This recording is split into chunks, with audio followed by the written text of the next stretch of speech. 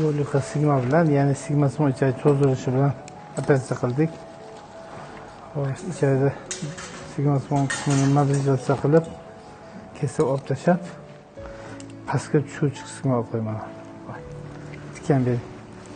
Pastga tushuvchi qismiga to'g'ri ichida uladik. Hozir men anastomozda oxirgi etapidamiz. Oldingi devor, orqa devor to'g'ri tugatib, oldingi devor ikkinchi qator serosiyasini qo'yapmiz. Mana hozir ichida serosiyasi.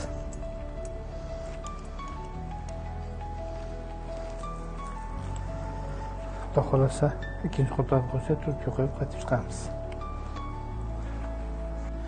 Ko'p tarqalgan bo'ladi, ko'proq ayollarda uchraydi. Pastda 9 ga 1 nisbatda.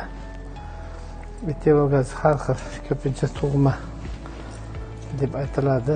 Ayollarda 20% ayollarda shu homilaning katta bo'lishidan, o'sha ko'p tug'ishdan kelib chiqadi.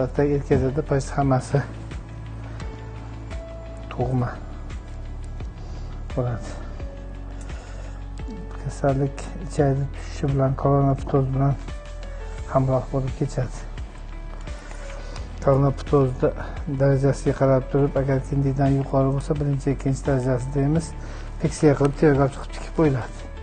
Undan pastga tushsa, gemikorektomiya qilib chap tomonga qo'shib olib tashlanadi.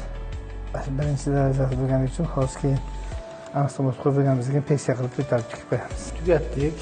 Do'liqa sigmasini ichida olib tashladik. Tushib qolgan yuqori ichida ko'ndirgan qismini ko'tarib tikib qo'ydik. Korona peksiya bo'ldi, operatsiya chiroyli bo'ldi, yakunladi.